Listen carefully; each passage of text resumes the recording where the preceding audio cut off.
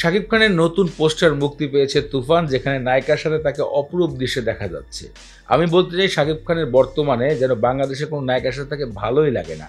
তবে হ্যাঁ, তুফান সিনেমাতে কিন্তু শাকিব খানের আরেকজন নায়িকা বাংলাদেশি রয়েছে, নাবিলা। নাবিলা সম্বন্ধে ইনফরমেশন দিচ্ছি ভিডিওর একটু পরে। এখন বলি এই পোস্টার সম্বন্ধে।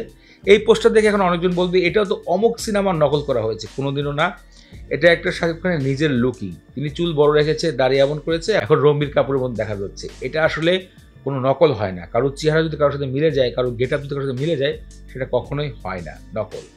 এখন আসেন যে শাকিব খানের সাথে বাইরের দেশের নায়িকাদের বেশি ভালো লাগছে, এই বিষয়টা আমার চোখে পড়েছে। রাজকুমার, প্রিয়তমা দুটা সিনেমাই ছিল আমাদের দেশের বাইরের নায়িকাদের নিয়ে এসে শাকিব খানের সাথে সিনেমা করা। হিমেল আশরাফ এবং আশাদ আদনান ভাই এই জিনিসটা করে দেখিয়েছে। প্রথমে নিয়ে এসেছিল কলকাতার ইদিতা পাল টিভি চ্যানেল থেকে, দ্বিতীয়বার এনেছে আমেরিকার একজন আর্টিস্ট কোটিনি ক্যাফি।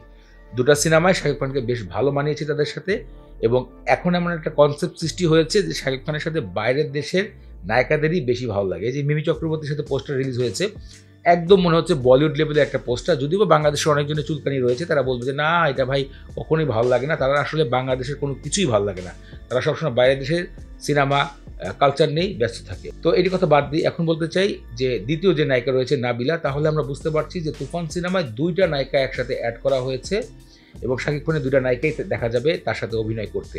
আমার মনে হয় ওই নায়িকাদেরও একটা ইন্টারেস্টিং বিষয় অ্যাড করবে রায়হান রাফি। নাবিলার অভিনয় সম্বন্ধে যদি কথা বলতে হয়, তিনি কিন্তু বাংলাদেশের খুবই জনপ্রিয় একটা সিনেমা করেছে, সেটা হচ্ছে আয়নাবাজি, এবং সেখানে চঞ্চল চৌধুরীর বিপরীতে তিনি অভিনয় করেন এবং তার অভিনয় স্কেল ছিল দুর্দান্ত। এখন আসেন মিমি চক্রবর্তীর অভিনয়কে নিয়ে কথা।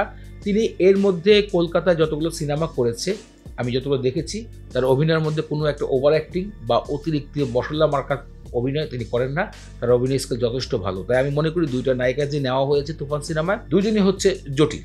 আর পোস্টার নিয়ে একটা কথা বলতে হয়, পোস্টারটা মেবি একটা ক্যাসিনো বা কোনো একটা বারে তোলা হচ্ছে। প্রত্যেকটাই আমি দেখলাম শুটিংয়ের অনেক অংশে একটা বারকে ঘিরে তৈরি করা হয়েছে। সেখানেই মূলত এই পোস্টার, শাকিব খানের আগের পোস্টার এবং ওই যে গোলাগুলির বিষয়, সবগুলো এক জায়গায় দেখা যাচ্ছে। ওভারঅল তুফান সিনেমা বাংলাদেশের মানুষকে একটা নতুন ধারণা দিয়েছে যে বাংলাদেশেও একটা বলিউড লেভেলের সিনেমা, একটা টপ ক্লাস অ্যাকশন সিনেমা তৈরি করা যায়। এটা রায়হান রাফি মানুষকে বুঝিয়ে দিয়েছে। আর এই সিনেমার টিজার বের হওয়ার পর অনেক পরিচালক, অনেক প্রযোজকের আসলে মনই খারাপ হয়ে গেছে যে এটা আসলে কি করলো।